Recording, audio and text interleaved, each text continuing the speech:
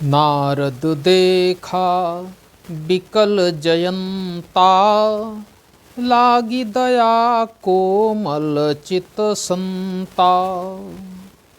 नारद जी ने जब जयंत को देखा, अत्यंत डरा हुआ, सहमा हुआ, अपने प्राणों की रक्षा के लिए भागा भागा घूम रहा है और कोई भी उसके प्राणों की रक्षा नहीं कर रहा है।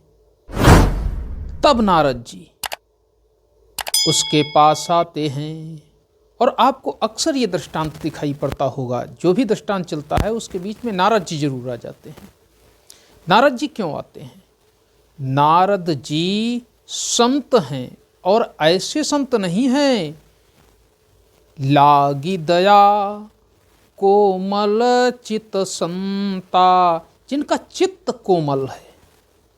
वह ऐसे संत हैं जिनको जब भी किसी पर आपत्ति दिखती है वह भावुक हो जाते हैं और उसके पास उसकी मदद के लिए पहुंच जाते हैं।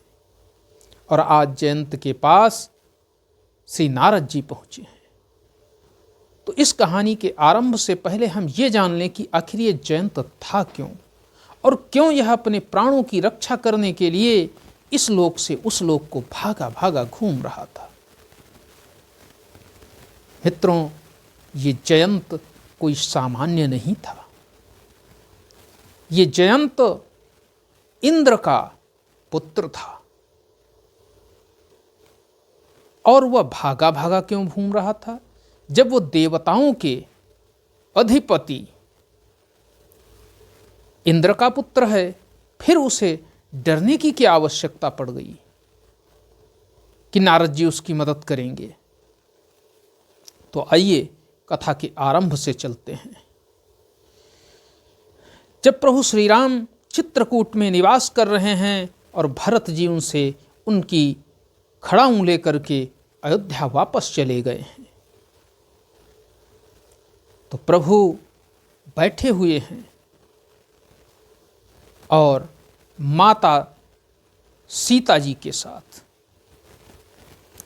एक बार चुनी कुसुम सुहाए, और निज कर भूषण राम बनाए। क्या किया प्रभु ने? एक बार सुंदर फूलों से चुन करके प्रभु श्री राम ने अपने हाथों से भांति भांति के गहने बनाए। अब आप सोचेंगे फूलों के गहने क्यों बनाए? क्योंकि ये वन है और प्रभु वन में निवास कर रहे हैं।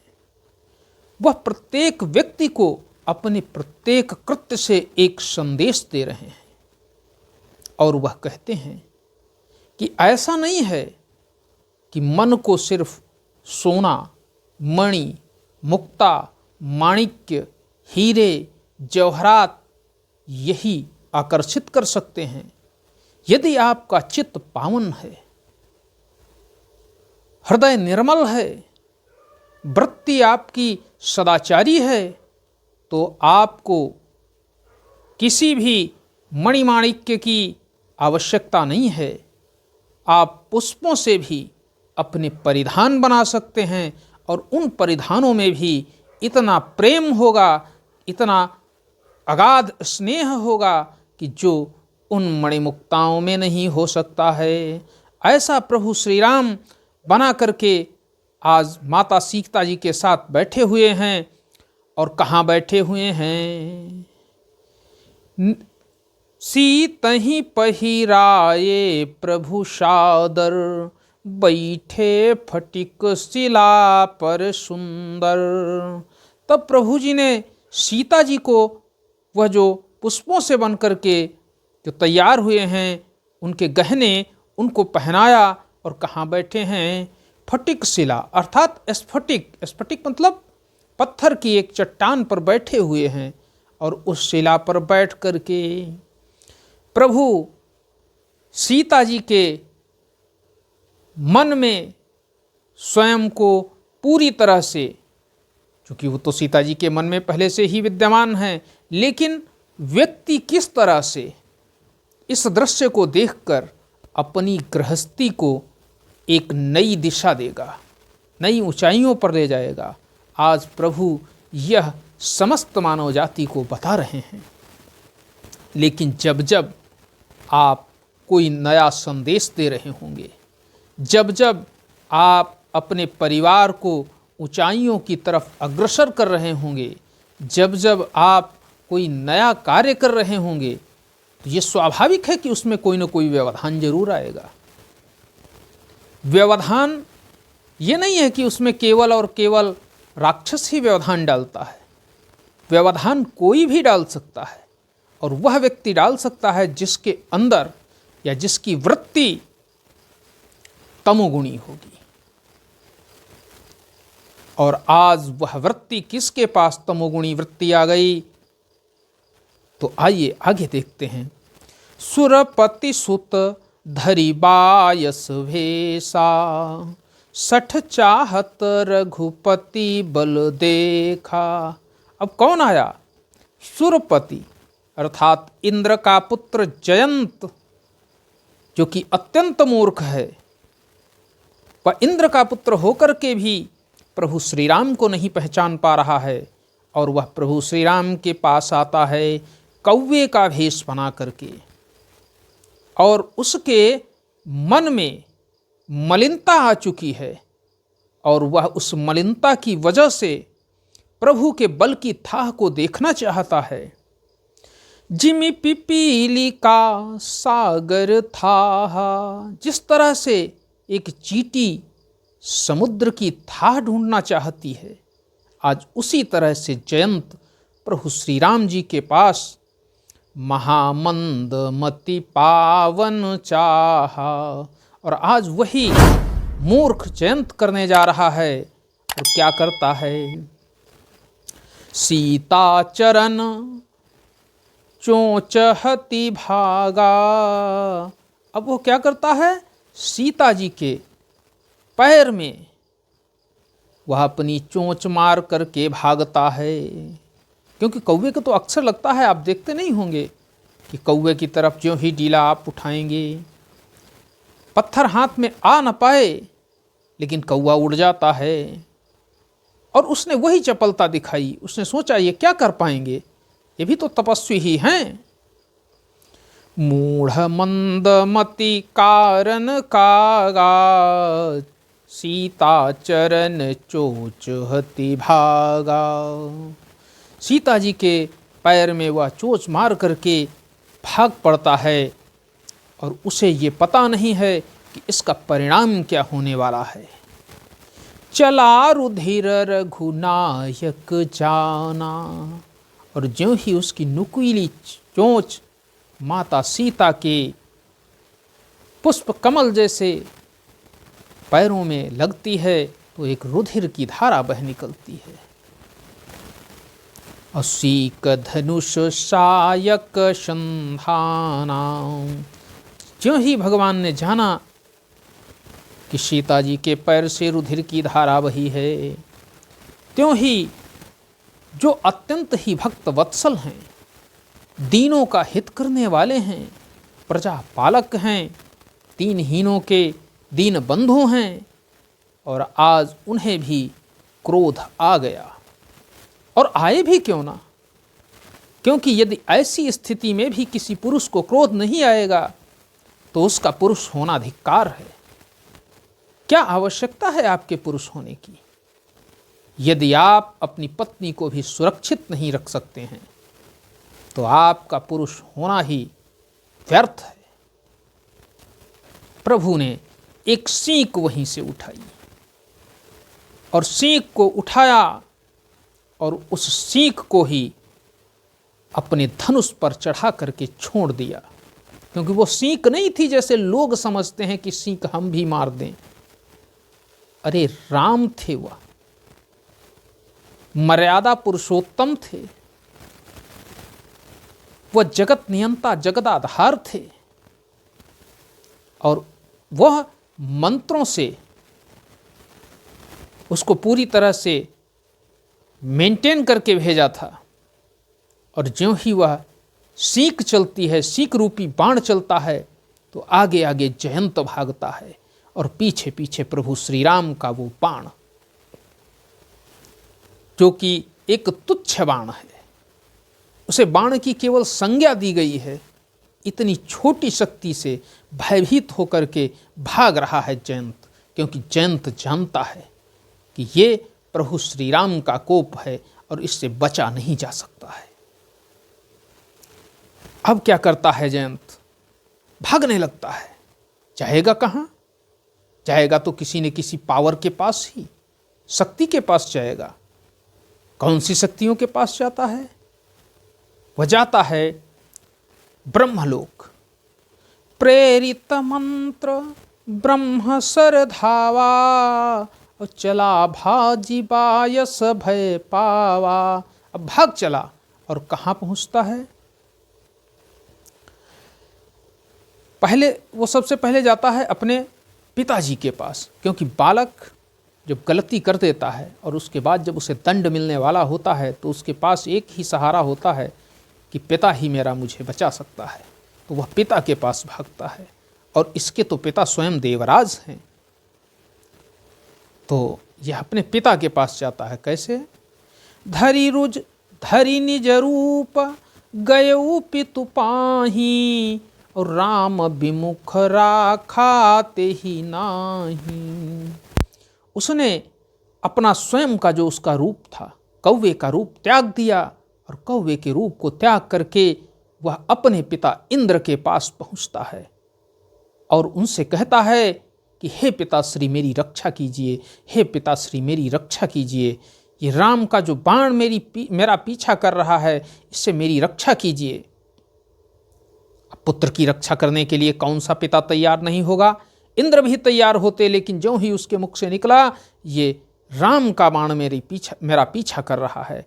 अरे राम, अरे वो जगत नियंता जगदाधार श्रीहरि, अरे श्री विष्णु के साथ तूने कोई द्रोह किया होगा, क्योंकि वह तो भक्त वत्सल हैं। जरूर तेरा कोई न कोई अपराध होगा, और अपराध का यदि उन्होंने दंड देना स्वीकार कर लिया है तो तेरी रक्षा इस अखिल ब्रह्मांड में कोई नहीं कर सकता है। अब उसको कैसे रोक सकते थे इंद्र? इंद्र जानते थे कि हमारा भी नुकसान होने वाला है। प्रभु श्री राम के सामने कौन टिक सकता है? चलो खैर, उस अवतार में वो जान तो गए कि प्रभु श्री राम कौन थे। कृष्ण अवतार में तो 2 बार नहीं जान पाए कि वो कौन है। अब वहां से जयंत भागता है तो कहां जाएगा? भा निराश उपजी मन त्रासा, और जथा चक्र भय ऋषि दुर्वासा। जब निराश हो गया अपने पिताजी के पास से, उन्होंने कह दिया कि मैं तुम्हारी कोई मदद नहीं कर सकता हूं। जब कोई भी सहायता नहीं मिली तो मन के अंदर अत्यंत ही परेशानी हुई कि मैंने ये क्या गलती कर दी। मैं मदांध हो गया था, मुझे ऐसी गलती नहीं करनी चाहिए थी। लेकिन फिर भी प्राण तो प्राण होते हैं, प्राण रक्षा के लिए व्यक्ति भागता ही रहता है। और जयंत भी भाग रहा है। कहाँ भाग कर जा रहा है? ब्रह्मधाम शिवपुर सब लोका, फिरा श्रमित व्याकुल भय शोका। वो ब्रह्मा जी के यहाँ ब्रह्मलोक में जाता है, वहाँ भी उसे आश्रय नहीं मिलता है। ज्यों ही ब्रह्मा जी को जानकारी मिलती है कि प्रभु श्री राम जी के साथ ये द्रोह करके आया है, शिव जी के लोग जाता है कैलाश पर, वहाँ भी इसे आश्रय नहीं मिलता है, क्योंकि वह तो स्वयं प्रभु श्री राम के अनन्य भक्त हैं, आराध्य हैं प्रभु श्री राम भगवान शिव के, तो वह कैसे इसको शरण दे सकते थे। अब वहाँ से ये भागा भागा फिर रहा है, प्रत्येक लोक में जा रहा है, लेकिन इसकी रक्षा करने वाला कोई नहीं है। थक चुका है, बहुत ही व्याकुल है, रोने जैसा लगा है, भय अंदर व्याप्त है कि अब मृत्यु मेरे पास आई, अब मृत्यु मेरे पास आई, क्योंकि पीछा कर रहा है प्रभु श्री राम का वह तुच्छ बाण।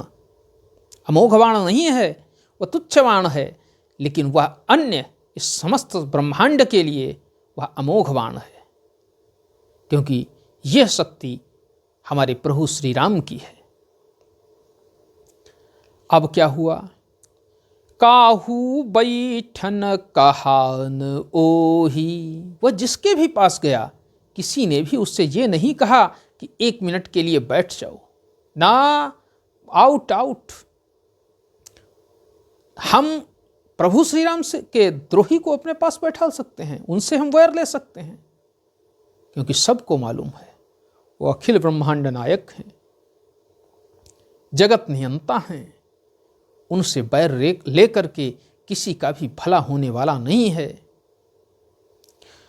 मातु मृत्यु पितु समन समाना, सुधा होई विष सुनु हरि जाना।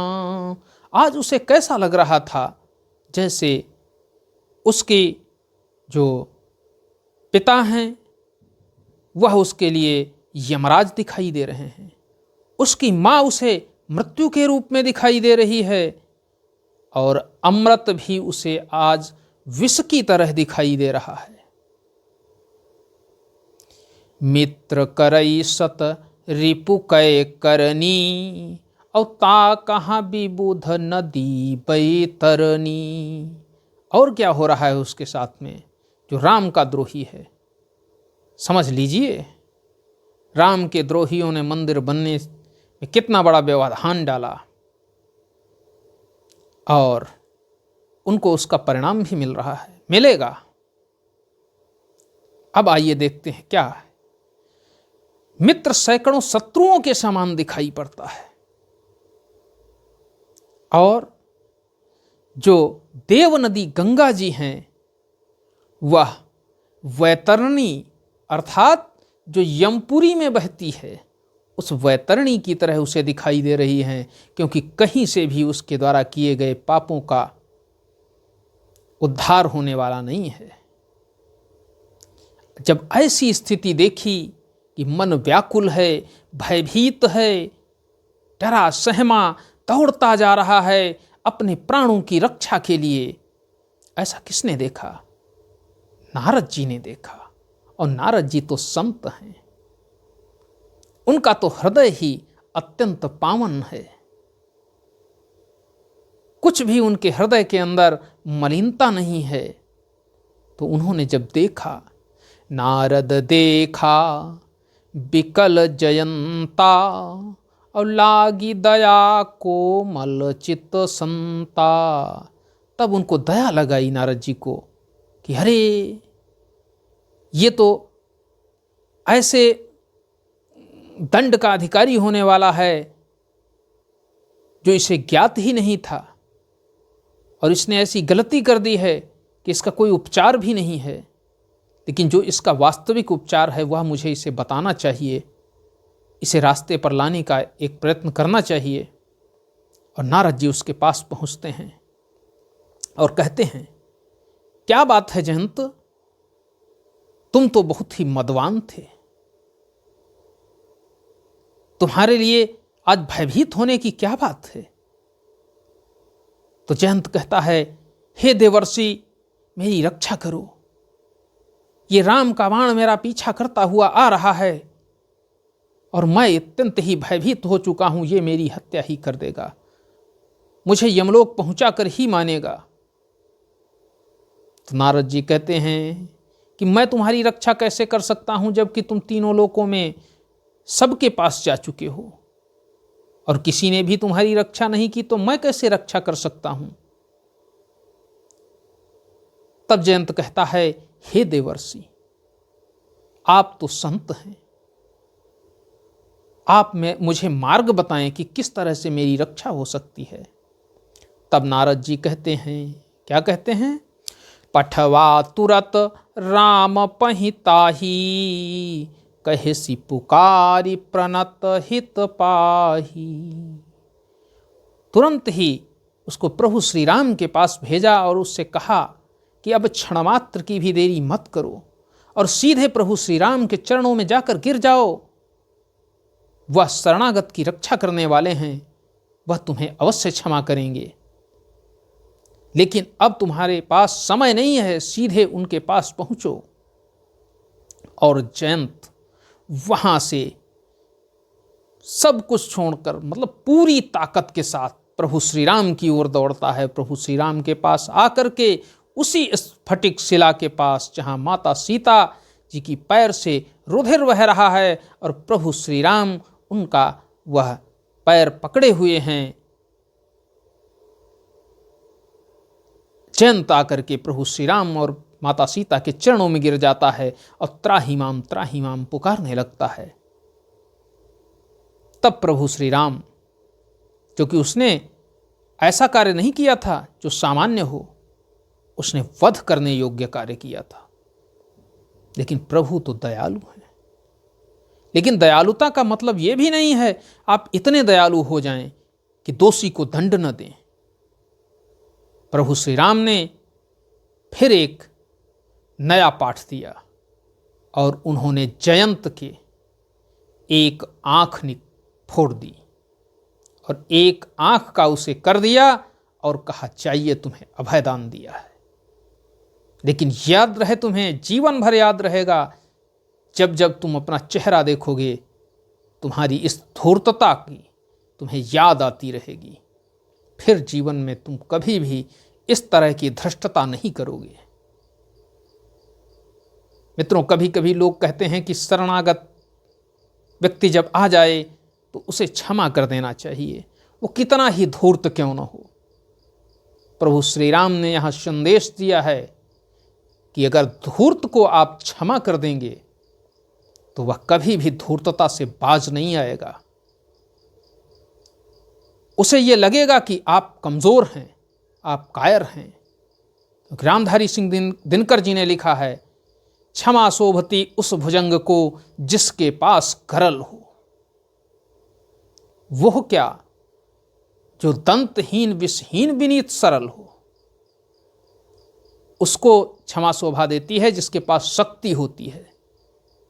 अरे एक भयंकर सर्प विषधर हो और वह आपके पास से आकर चला जाए तो आप कहेंगे कि हाँ, उसने मुझे क्षमा कर दिया, वरना उसके एक ही प्रहार से मेरा प्राणांत हो सकता था।